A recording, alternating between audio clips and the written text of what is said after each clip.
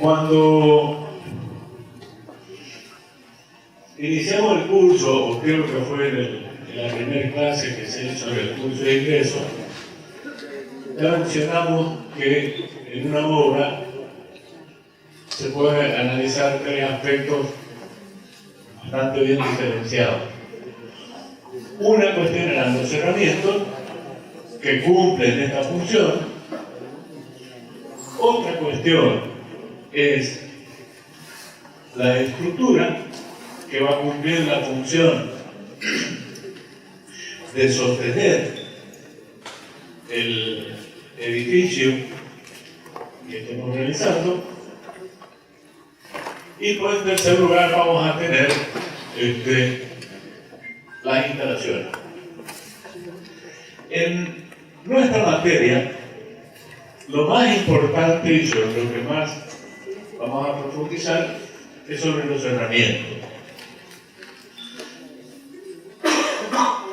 Al final, después de terminar esta segunda parte que vamos a tratar de estructura, vamos a ver específicamente materiales con los cuales se construyen las distintas partes de una obra, tanto herramientas como estructura. Esta segunda parte que vamos a ver trata sobre nociones de estructura. Hablar de nociones de estructura es hablar de tener una idea de cómo se comportan las estructuras para que, en el caso de un edificio, ese edificio se sostenga. En lo que se trata de estructura, se ve una intervención muy importante por parte de los ingenieros. En realidad, los ingenieros son los que se especializan en el cálculo de estructura. ¿Qué tiene que ver el arquitecto con la estructura? Lo que pasa es que a la estructura hay que verla desde dos puntos de vista. Por un lado, lo que es el diseño estructural. Y por otro lado, lo que es el cálculo estructural. La tarea del arquitecto es resolver justamente esa primera parte que es el diseño estructural.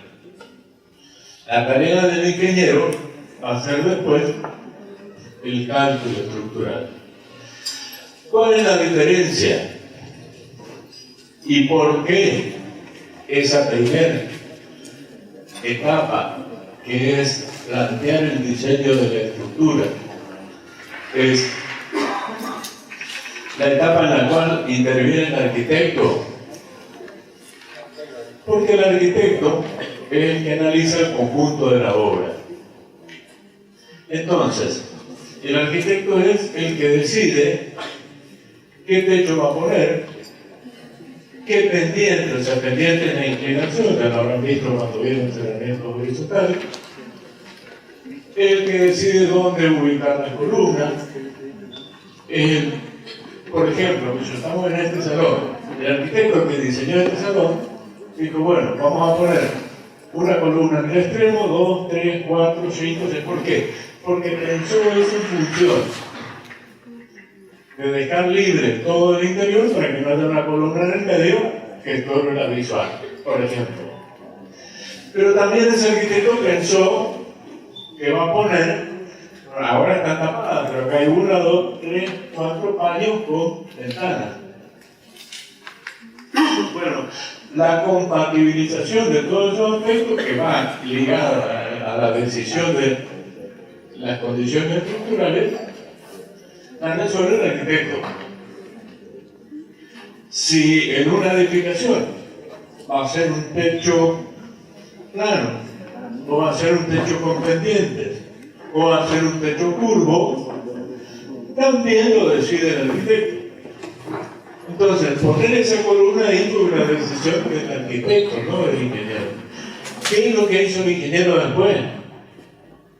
El ingeniero, en función de las luces que tiene que cubrir, o sea, el espacio libre que tiene que quedar abajo, en función de las cargas que recibe, o sea, el peso que recibe, y algunas condiciones más, como por ejemplo los materiales que van a usar, en función de eso hace el cálculo de la estructura. ¿Qué quiere decir eso? Que si por ejemplo la estructura es hormigón armado, el ingeniero va a decir, bueno, esa columna en ese lugar, por el peso que tiene que soportar y el material con el que se va a hacer, la tenemos que hacer de 30 por 35 centímetros con tantos hierros de tal diámetro. ¿Está claro? Pero lo que a ustedes tienen que quedar es claro es que el arquitecto es el que decide sobre el tipo de estructura, sobre la forma que le va a dar, sobre los materiales que va a utilizar. O sea, hace el planteo del diseño de la estructura. Lo cual no quiere decir que en algunos casos, ¿no es cierto?, de estructura un poquito compleja, tenga un intercambio de opiniones con los ingenieros para poder mejorar su planteo. Bueno, entonces, para diseñar una estructura, lo primero que tenemos que hacer es tener una idea de cómo se comporta esa estructura. Para poder entender cómo se comporta una estructura, vamos a tener que conocer algunas cuestiones que tienen que ver, por ejemplo, con la fuerza, con lo que es momento de una fuerza, cómo actúan esas fuerzas sobre la estructura, qué fuerzas se generan dentro de la misma estructura, porque cada parte del edificio tiene un peso. Cada peso es una carga. Cada carga es una fuerza. Bueno, entonces, todo lo que nosotros vamos a... Después ustedes van a tener materias de estructura en segundo, tercero, cuarto y quinto año. En esas materias es donde van a profundizar un poco más la parte de cálculo, que es la que se relaciona con la actividad del ingeniero. El arquitecto también está habilitado para hacer cálculos. Lo que pasa que depende del grado de complejidad. Si es una obra sencilla, el arquitecto tiene capacidad y está legalmente habilitado para hacer el cálculo. Si es una obra compleja, ahí se justifica la intervención del ingeniero. Nosotros también nos vamos a capacitar en cálculo. Pero, repito, lo más importante del arquitecto es el diseño estructural. Es decir, cómo concebir la estructura para que responda lo mejor posible al tipo de edificación que nosotros estamos queriendo realizar. Como arquitecto estamos diseñando un espacio, decimos, bueno, este espacio, si lo miramos en planta, va a estar cerrado de esta manera, es decir, estos van a ser los cerramientos. Yo tengo la intención de poner una ventana acá, otra acá, otra acá y otra acá, y repetir a lo mejor lo mismo de este lado. A medida que voy diseñando, voy viendo de qué manera colocar la estructura. Y digo, bueno, coloco una columna acá y otra acá, para que esta columna me sostenga en una viga. Coloco otra acá, coloco otra acá. A su vez, si hago un corte acá y acá, y digo qué alternativa tengo. Puedo hacer esto con un techo plano, puedo hacer esto mismo,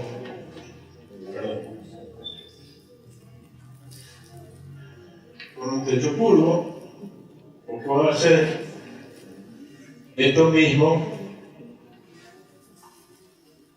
por ejemplo, con un techo con estas inclinaciones. En función de la intención que yo tenga respecto a la distribución en el espacio, en planta, en corte, en función también de la estética que le quiera dar, en función de los materiales que pretenda utilizar, en lo cual va a haber cuestiones técnicas, pero también cuestiones económicas. En función de todas esas condiciones, voy a tomar la decisión si hago esta distribución de columnas o me conviene a lo mejor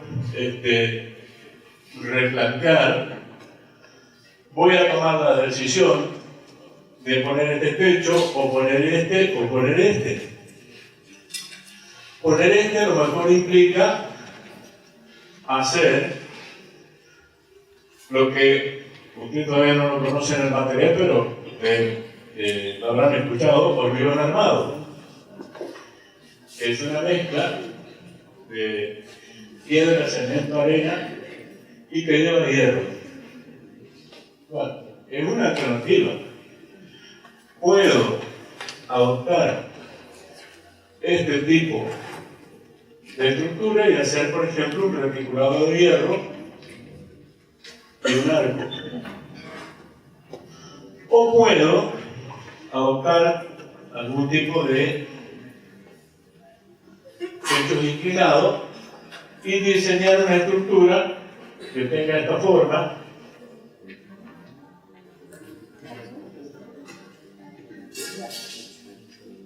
Y que podría ser de madera o podría ser metálica. A esto lo define el arquitecto. Después recién interviene el ingeniero y el ingeniero dice, bueno, si vamos a hacer esto, acá necesitamos poner un hierro de tal medida, acá necesitamos poner otro de tal medida, esta dimensión tiene que ser tantos centímetros, es decir, quiero que entiendan bien cuál es la diferencia entre una y otra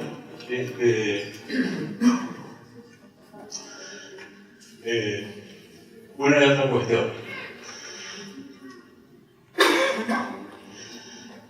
Les decía que cuando analizamos una estructura, lo primero que tenemos que analizar es la acción de fuerza. Y acá va a venir un concepto. Cuando analicemos una estructura, vamos a suponer que es un edificio que tenga 2, 3 o 4 plantas.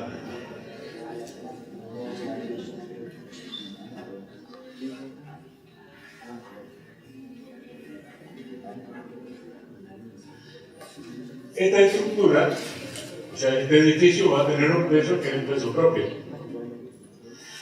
A eso se van a agregar las cargas que nosotros incorporemos dentro del edificio, como los muebles, las personas y demás. Pero también va a haber cargas accidentales, como ser, por ejemplo, el efecto del viento. El viento que empuja acá es una carga que afecta a la estructura del edificio. Todo esto termina en cargas que van hacia el suelo.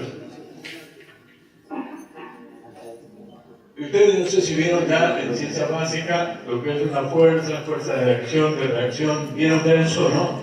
No, bueno, no. Entonces vamos a dedicar. En 15 días recién les van a explicar. Bueno, entonces, vamos a tener una parte referida a fuerza y vamos a empezar por ahí la clase, realmente. Todas las cargas que en definitiva terminan en el suelo, el edificio generalmente se hace con un apoyo a mayor profundidad, lo cual se llama la cimentación del edificio. y las cargas terminan en este punto. Y el suelo, según el tipo de cimentación que hagamos, va a generar las cargas de reacción. O sea, esto lo vamos a llamar carga de reacción y la que viene de abajo es la carga de reacción. Es decir, yo estoy parado arriba del escenario, mi peso sobre la tarima es una carga de reacción. La fuerza que está haciendo el material sobre el cual yo estoy apoyado genera una fuerza de reacción. Si yo quiero estar parado acá, me paro en el barro, probablemente me hunda hasta la rodilla.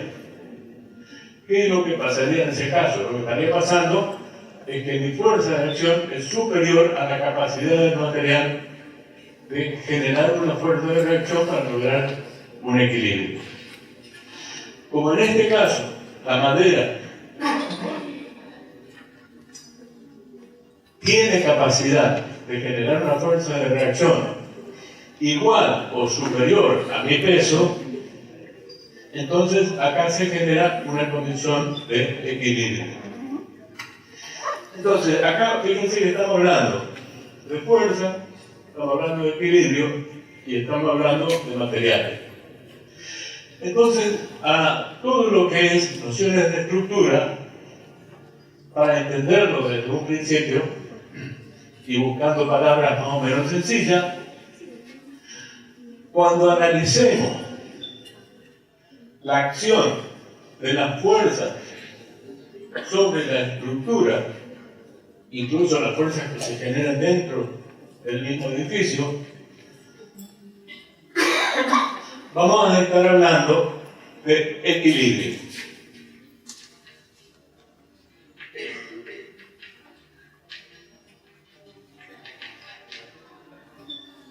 Equilibrio o estática. Cuando analicemos con qué material estamos trabajando y cómo se comporta ese material, vamos a hablar de resistencia.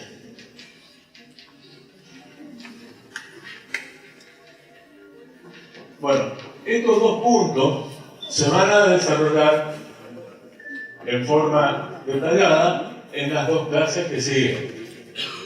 Por ahora, lo importante es comprender que el problema lo podemos dividir en dos para empezar a analizarlo. Cuando analizamos el comportamiento de las fuerzas en sí, estamos hablando de equilibrio o estática. Cuando analizamos el comportamiento del material, o sea, la capacidad del material de soportar esa fuerza, estamos hablando de resistencia. Bueno, vamos a empezar con el power sobre fuerza. Vamos a hacer un repaso, porque normalmente en el colegio secundario ustedes ya dan lo que es una fuerza. Hay términos que pueden no resultarles fáciles de comprender. Lo ideal sería que levanten la mano y pregunten. En realidad las clases ideales no son estas clases magistrales que uno da para todo el mundo, sino trabajar con grupos más chicos. Que también tienen la oportunidad de consultar cuando tenemos los docentes en los grupos. Pero no tengan miedo de preguntar todo lo que quieran a medida que vamos desarrollando la clase. Tampoco tengan miedo de que la pregunta les parezca tonta, porque a todos nos pasa. Aún después de muchos años de profesión uno va a un curso y si no adquiere suficiente confianza le cuesta preguntar. Pero hay que animarse y sacarse la duda, y eso aclara la duda propia y aclara la duda de un montón de personas que a lo mejor tampoco entendieron y no se animaron a preguntar. Antes de empezar con el tema específicamente, quería volver a repetir algo que les dije en la primera clase, la clase de ingreso. A lo mejor no lo explico de otra manera. ¿Saben ustedes lo que es estudiar los conceptos? ¿Saben la diferencia que hay entre concepto y dato? Bueno, tener esa idea, ese concepto claro, esa idea clara, ayuda muchísimo a saber cómo estudiar. Un concepto es entender un problema, entender cuál es la posible solución y entender de qué manera solucionar el problema. El dato es la información que, digamos así, no tiene la importancia de entender el problema, sino que simplemente aporta una información que permite terminar de resolverlo. Cuando uno estudia, en realidad lo importante es entender el problema y entender cómo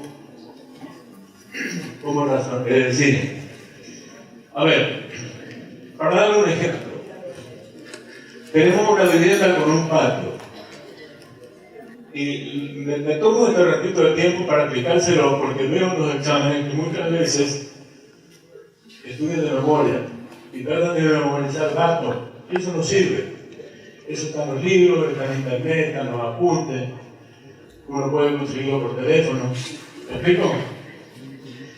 El tema es desarrollar la capacidad de entender los problemas y resolverlos. Y para eso sirven los conceptos. Por ejemplo, en un problema muy simple de arquitectura, vamos a suponer que tenemos un terreno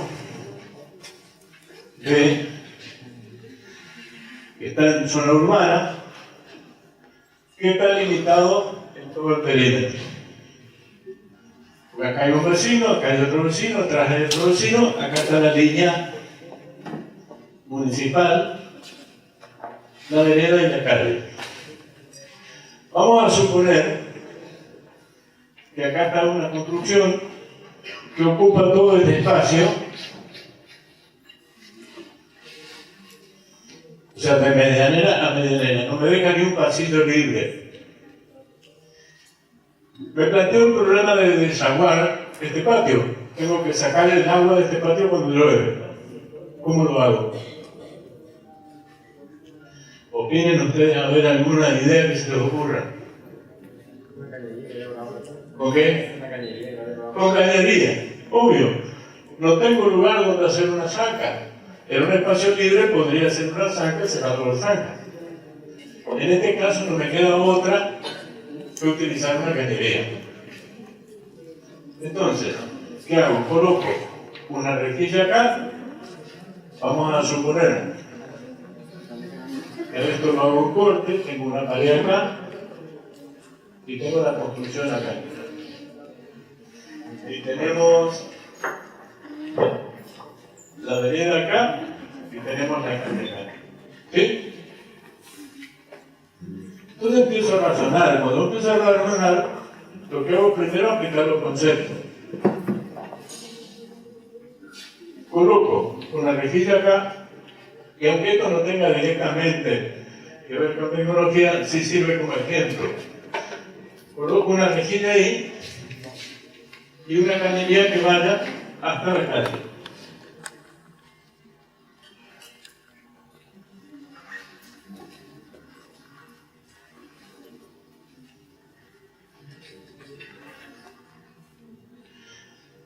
Segunda condición, ¿qué condición tiene que tener esa cañería? ¿Puede ser horizontal? ¿Conviene que sea horizontal? No, ¿qué conviene? Que tenga una pendiente, una inclinación hacia afuera. Segundo concepto. Tercero, va a interesar el tamaño del patio y la cantidad de lluvia que puede ocurrir. Entonces, ¿eso en qué va a incidir? Si tengo un patio más grande, necesito una galería que sea como, más que de más diámetro. Ahora, necesito mayor sección para que tenga mayor capacidad de descubrimiento. Esa es una posibilidad. La otra posibilidad es meter los caños. La otra posibilidad es hacer el patio más alto y darle mayor pendiente. Esos son conceptos. Entonces, dentro de esos conceptos puedo ir buscando cuál me conviene. Ahora, hay otra cuestión. ¿Cuánto le doy de pendiente? Si la bajo 1 centímetro por metro, o 2, o medio.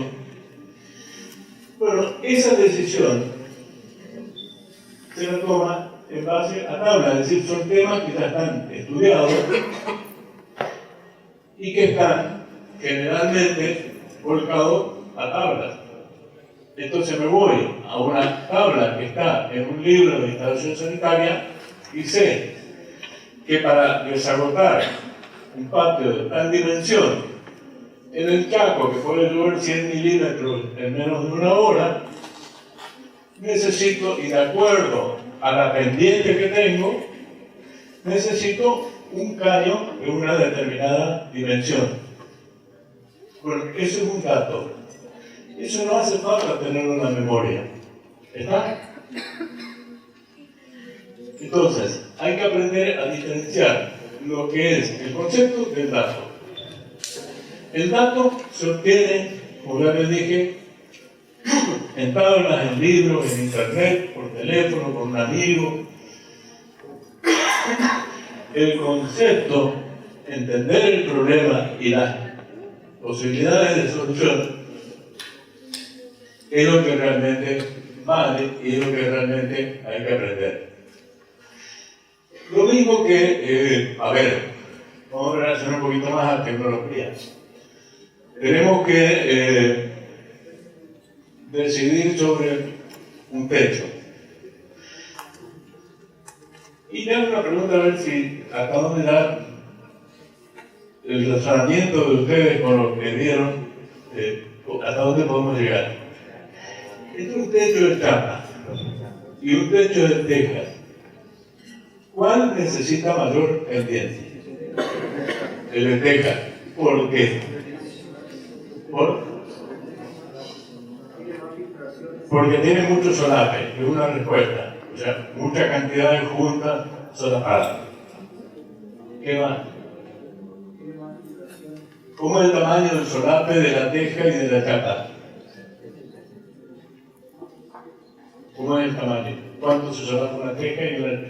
No se lo estoy pidiendo porque lo hemos dado en clase, ¿no? Porque si alguno intuitivamente lo vio o lo razona a través del tamaño de la teja, se puede dar cuenta. Si una teja mide 40 centímetros y una chapa puede llegar a medir 3 o 4 metros o más, ¿cómo puedo hacer la sola? ¿Cuál solape está más limitado? Desde la teja. Segunda razón. El material de la chapa está fabricado en una industria en la cual la producción de la onda es casi perfecta. Entonces, cuando unimos chapa con chapa, la unión entre las dos piezas es mucho más prolija, mucho más perfecta en la chapa que en la teja. Porque la teja está construida con cerámico, el cerámico en la cocción se deforma, entonces la unión, y lo digo, es un tema que lo vamos a ver después cuando vemos materiales, lo vamos a repetir, pero ahora nos sirve para razonar, para ver cómo, aún sin conocer un tema, cuando aplicamos el razonamiento, empezamos a sacar conclusiones. Miramos las tejas acá de la facultad y vamos a ver que entre teja y teja entra un dedo por el espacio que hay. ¿Qué va a pasar cuando llueve el viento? Claro, si el viento es muy fuerte, empuja el agua. Entonces, ¿qué logramos al darle mayor pendiente? que el agua escurra a mayor velocidad. Entonces, si el agua escurre a mayor velocidad, la fuerza del viento no alcanza a hacerla penetrar. Bueno, todo esto es razonamiento. Y todo esto está vinculado a los conceptos. Si uno entiende los conceptos, desarrolla la capacidad de razonar y no se olvida nunca. Ahora yo les pregunto, ¿qué pendiente tiene que tener un techo de teja?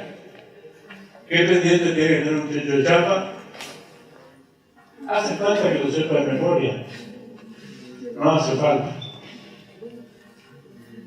Normalmente lo sabemos por una cuestión de que cuando nos habituamos a trabajar con un material lo memorizamos. ¿Y qué pasa cuando aparece un material nuevo? En vez de la teja de cerámica aparece la teja de chapa que existe, por ejemplo. ¿Qué haríamos nosotros como parte del análisis? Empezamos a razonar relacionando los conceptos. ¿Se entiende? Bueno, en eso se tiene que concentrar. No en estudiar de memoria los datos de las tablas y demás, porque eso está resuelto. ¿Y por qué es importante empezar a razonar de esta manera? Porque el arquitecto siempre tiene algún problema nuevo que resolver.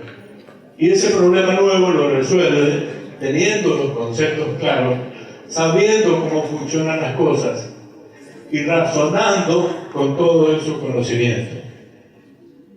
Entonces, métanse en la cabeza la idea de la diferencia entre los conceptos y los datos. Aprendan a entender las cosas. Lo que nosotros vamos a empezar a desarrollar ahora tiene, o sea, en estos temas tiene muchísima importancia el ir entendiendo.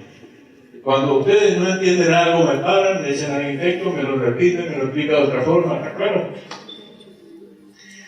De esa manera van a aprender cosas que no se van a olvidar nunca, que los van a ayudar a razonar y que, en definitiva, es lo que le va a dar una buena formación. ¿Sí? La buena formación no es la cantidad de datos acumulados que yo tenga, sino la buena formación profesional es la capacidad que desarrolle para resolver problemas nuevos con los conocimientos que tengo. ¿Se entiende? Bueno, ¿por qué se lo aclara así? Porque los temas que vamos a empezar ahora son conceptuales y tienen algunos puntos que a algunos alumnos les cuesta entender. Entonces me paran, me preguntan y volvemos a la explicación de otra manera. Bueno, vamos a repasar algo que ustedes habrán visto en el secundario, que es la fuerza.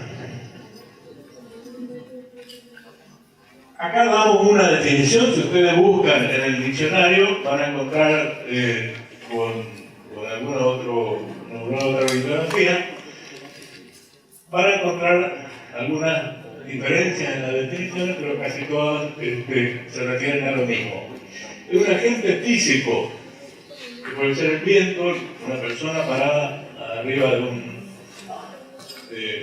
un entrepiso, puede ser el peso del mismo edificio, de las distintas partes del edificio. Entonces es un agente físico que al actuar sobre un cuerpo es capaz de modificar su forma o su estado de reposo o movimiento.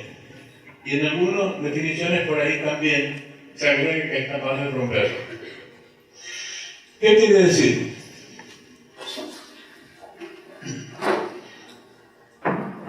Si yo pongo esta silla acá, esta silla está en reposo. ¿Sí? Si yo la empujo, lo que estoy haciendo es aplicar una fuerza. Entonces, está en reposo y yo soy capaz de modificar ese estado mediante esta acción. Entonces, esto es una fuerza. O la silla se puede estar moviendo en este sentido y viene alguien, la empuja del otro lado y la vuelve a dejar en reposo.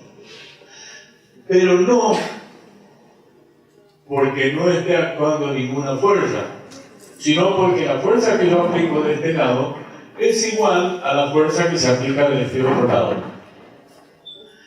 Entonces, ahí voy a hablar cuando las dos fuerzas son iguales y el cuerpo se queda quieto, voy a hablar otra vez de equilibrio.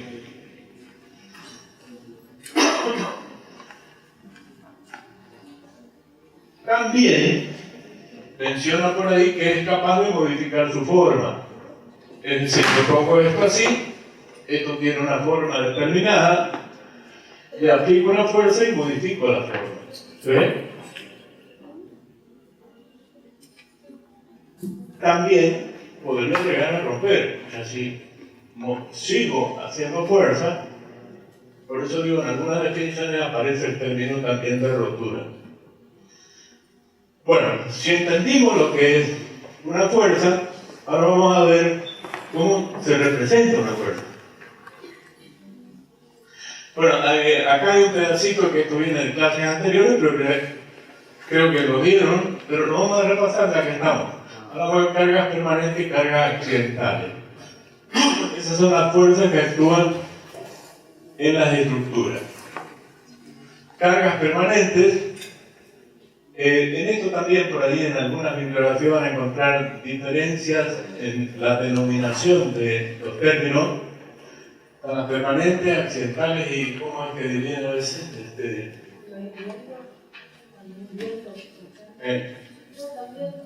también como accidentales. Bien. Cuando hablamos de cargas permanentes, son las que permanecen siempre en la estructura, en el edificio. No en la estructura sola, en todo el edificio. Es decir, las columnas, las vigas, las losas, las paredes, el techo, todo lo que está fijo. ¿Cómo se determinan las cargas permanentes?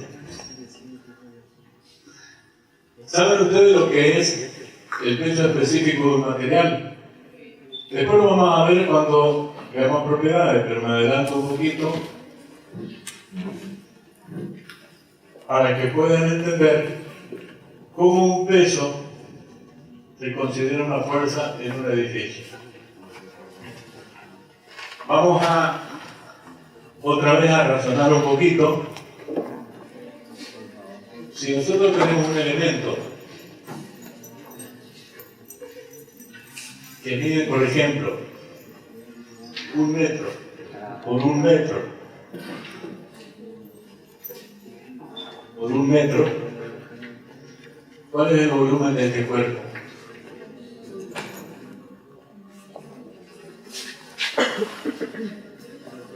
¿Cómo?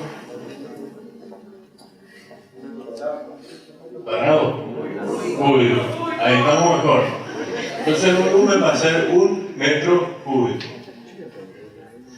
Hay un dato que vamos a ver ahora cuando lo vamos a desarrollar mejor, que es el concepto de peso específico, cuánto pesa una unidad de volumen de un material. Vamos a suponer que este pese 1600 kilogramos sobre metro cúbico. ¿Cuánto pesa este cubo?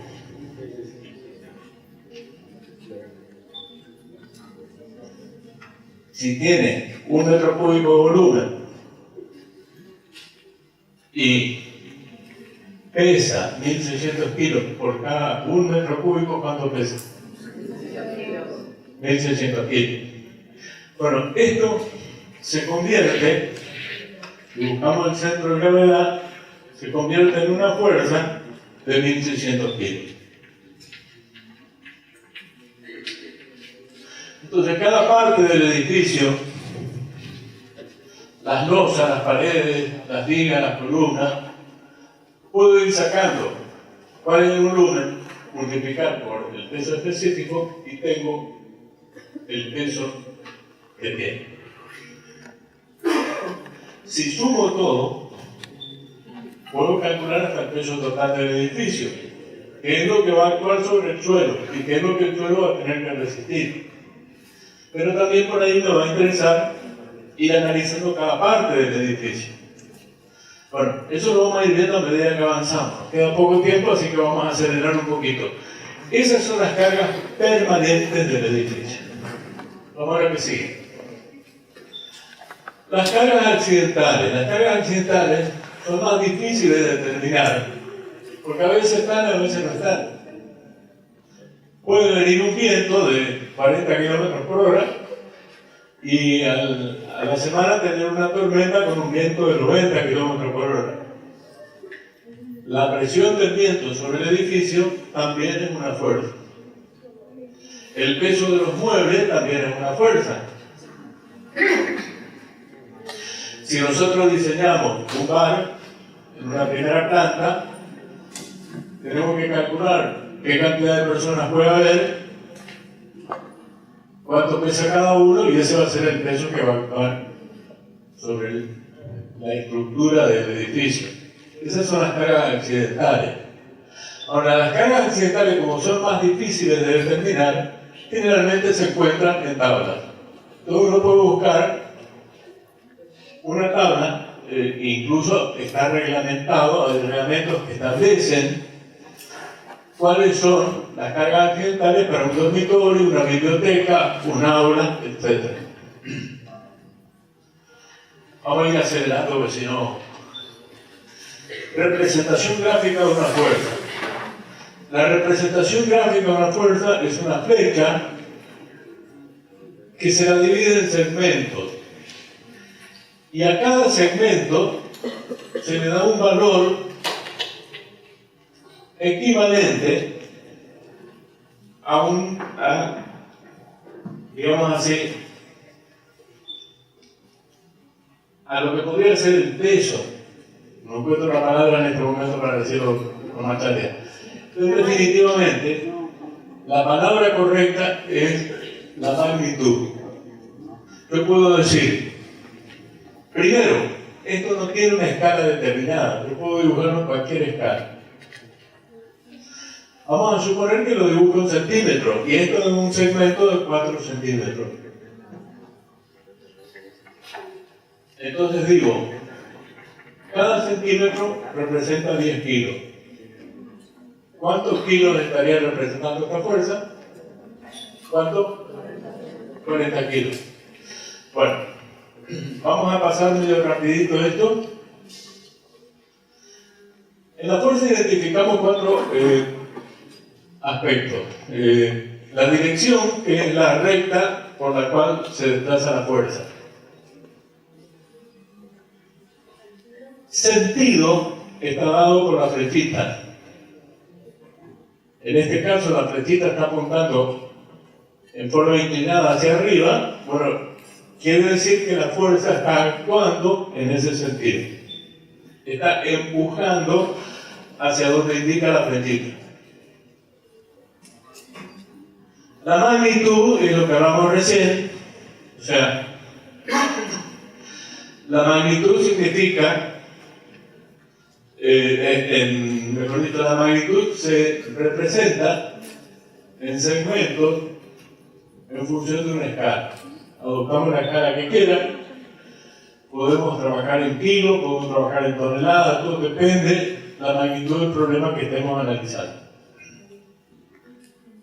Y por último, el punto de aplicación, es decir, sobre qué lugar va a actuar la fuerza. Vamos a seguir un poquito más. Bueno, decía, esto lo voy a poner un poquito rápido porque lo van a ver en ciencias básicas, nada más que necesito que lo entiendan para lo que vamos a ver en las clases que vienen. Cuando tenemos una estructura en las cuales actúan fuerzas, es decir, les decía, si acá hay una fuerza de acción y acá hay una fuerza de reacción, logramos que las dos son iguales, logramos el equilibrio que es lo que necesitamos para el edificio. Si acá tenemos la fuerza del viento, la estructura misma va a generar una fuerza de reacción, de acuerdo a cómo la diseñemos, que va a generar el equilibrio. Ahora, acá tenemos una fuerza que podemos definirla como vertical. Acá otra que podemos definirla como horizontal. Pero vamos a tener casos en los cuales actúan fuerzas inclinadas. Trabajar analizando la forma, o sea, el efecto que produce una fuerza inclinada, hace que el problema sea relativamente complejo. Entonces, para poder analizar más fácil esto, a esta fuerza la podemos descomponer en una fuerza vertical y en una fuerza horizontal. Entonces, para eso sirve aprender lo que es composición y descomposición de fuerza. Volvemos a... Si nosotros tenemos un tractor que está remolcando un carrito,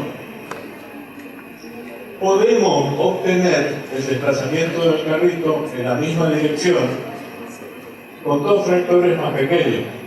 ¿Seguimos? Antes.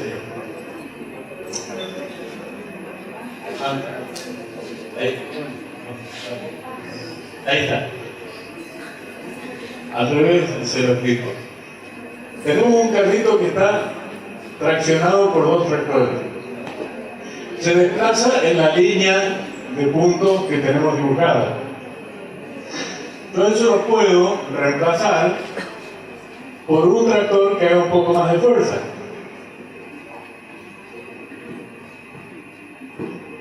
Que sería este caso. ¿Qué es lo que hice? Convertí dos fuerzas pequeñas en una más grande. Pero le di una dirección determinada que hace que el carrito se desplace por el mismo carril, por la misma dirección. ¿Cómo logramos esto gráficamente? Con una geometría bastante sencilla. Trazamos las dos fuerzas, le damos la magnitud que tiene cada una, trazamos una línea paralela a cada una de ellas a partir de los extremos, y donde se cruzan se genera un punto que nos permite definir la resultante de esa fuerza, de esas dos fuerzas anteriores. Es decir, F1 y F2 eran las fuerzas originales, FR es la resultante, la que está en negra, es una fuerza que reemplaza las otras dos, pero que produce el mismo efecto que las otras dos fuerzas que actuaban antes. Esto es composición de fuerza. Ahora yo puedo hacer descomposición de fuerza, que es lo que más me va a servir para las estructuras. Descomposición de fuerza, hacemos el proceso inverso. Tenemos una fuerza inclinada. Como a nosotros nos interesa simplificar el problema, convertimos todas las fuerzas en horizontales y en verticales. Vamos a tomar esta como ejemplo. Trazamos una línea vertical y otra horizontal por los extremos, que son líneas auxiliares. Trazamos las paralelas por el otro extremo de la fuerza, y a partir de ahí lo que nosotros estamos señalando acá como F1 y F2 van a producir el mismo efecto, o sea, van a ejercer la misma fuerza, la misma presión y en la misma dirección con que lo hacía la fuerza F. En definitiva, ¿qué nos permite esto? Que después, cuando entremos a analizar el problema de equilibrio de una estructura, podamos convertir todas las fuerzas en horizontales y verticales y hacer más simple el análisis del problema. Bueno, repito, esto no es tema de esta materia, simplemente me adelanto porque ciencias básicas todavía no lo dio. Por último, un concepto más que es momento de una fuerza. Se define como momento de una fuerza el efecto que se produce por la acción de la fuerza en relación a una distancia. Ahí está la definición escrita, pero vamos a ver el gráfico. Pero todas estas son formas gráficas de trabajar, que después las vamos a aplicar, por supuesto, en el análisis de las estructuras.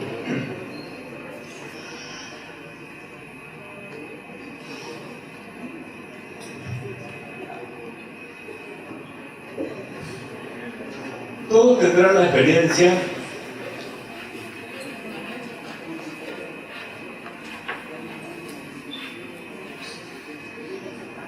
de tener, por ejemplo,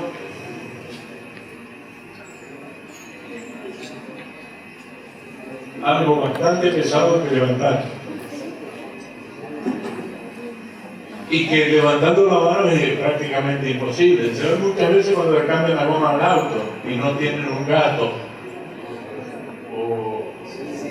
No, ahora no se ve tanto, pero antiguamente se veía bastante bien en los carros, en el campo. Es decir, ¿cómo levantarlo si la fuerza que uno puede hacer no es suficiente? Entonces, si yo no tengo fuerza para levantar esto, puedo colocar acá abajo, tendría que colocarlo de esta manera,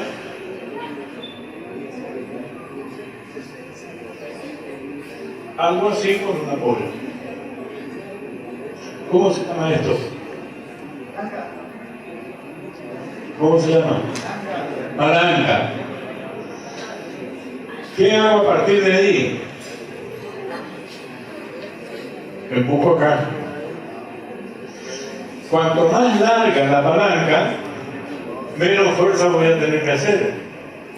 O más puedo levantar un peso más pesado en este otro extremo. Entonces acá lo que juega es el peso de lo que tengo que levantar y juega el peso de la fuerza que yo puedo la fuerza que yo puedo hacer en el otro extremo. Y eso, porque a medida que me alejo necesito hacer más fuerza, menos fuerza, un efecto de esta distancia.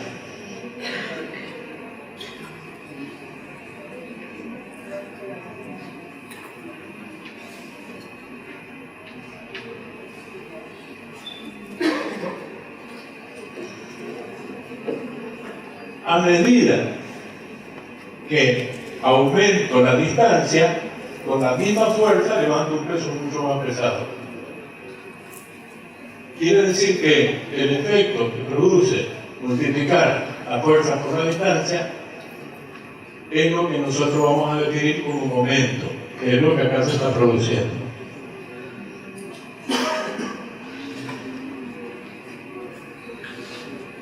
Esto también es importante entenderlo porque también se aplica en los análisis de las estructuras.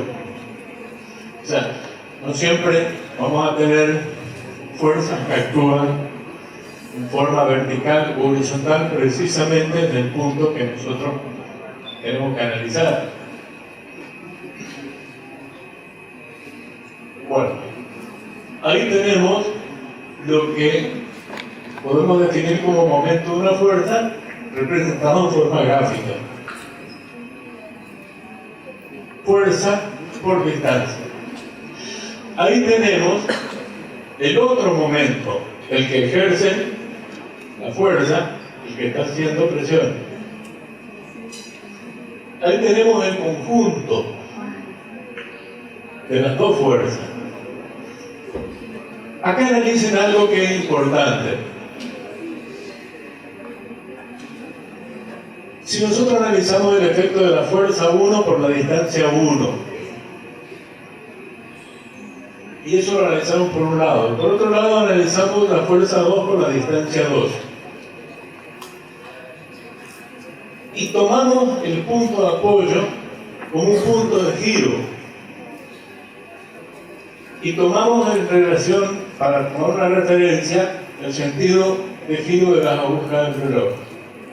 ¿Cuál de las dos fuerzas, la F1 o F2, cuál de las dos hace que haga un giro en el sentido de las agujas del reloj? ¿Cuál? F2, exactamente. Entonces, F2 produce el efecto de girar en el sentido de las agujas del reloj y F1 el efecto contrario. Si nosotros, y fíjense que acá hay algo interesante que otra vez vamos a vincularlo al tema de equilibrio. Si nosotros logramos que el momento que gira en el sentido de las agujas del reloj sea igual al momento que gira en sentido contrario, logramos que ese sistema esté en equilibrio. ¿Qué es lo que pasa cuando subimos a un sub y baja y sube uno más pesado en un extremo y un chico más liviano en el otro? ¿Cuál es el que se tiene que correr más al medio para que el sistema se equilibre? ¿Cuál? El más pesado. ¿Estamos de acuerdo? Bueno, esto también son conceptos que se aplican en los análisis de las estructuras. Vamos a seguir. Ya medio por último, fuerzas de acción y reacción, que algo mencioné hoy, o sea, el peso de una persona sobre una superficie. El peso de la persona sería la magnitud de la fuerza. El material que lo sostiene genera la fuerza de reacción. En todos los análisis que vamos a hacer de la estructura vamos a insistir bastante con esto, porque de esta manera nosotros vamos a ir analizando para que lo que estamos diseñando se mantenga en equilibrio. O sea, todos estos son conceptos que después vamos a ir aplicando. Sí. Bueno, por último, fuerzas internas y externas, que algo mencioné hoy, que les dije que empecé cuando faltaba el pizarrón, pero después retomé. Fuerzas externas son las que actúan sobre la estructura, que a veces están dentro de la propia estructura y del propio edificio. Depende, porque acá no hablamos de la estructura en su conjunto, sino que después vamos a analizar sus partes. Entonces, tomando una parte de la estructura, todas las fuerzas que actúan sobre esa parte se consideran fuerzas externas. Las fuerzas que se generan dentro del material para resistir a las fuerzas externas, para no ser deformado o roto, se denominan fuerzas internas. Y esto va a tener una clasificación bastante clara en cuanto a los problemas de estructura, que lo vamos a dividir a partir de acá en dos. Por un lado, los problemas de resistencia del material, que lo vamos a ver cuando vemos propiedades de los materiales, que son todas las fuerzas que se generan dentro del material para evitar ser deformado o para evitar su rotura. Si las fuerzas externas no superan a la capacidad de resistencia de las fuerzas internas, el material no se rompe. Y en cierta medida también puede, o sea, en la mayoría de los materiales tenemos un proceso que va desde su forma original, primero a un proceso, a una deformación y después a la rotura. Es lo que yo hacía con la silla. La volqué, empecé a aplicar una fuerza, se empezó a deformar. Pero si yo sigo haciendo fuerza, aplico más fuerza, llega el momento que se rompe. Bueno, lo explico medio rapidito, por lo menos para que tengan el concepto. A partir de la próxima clase vamos a empezar a hablar de equilibrio del cuerpo.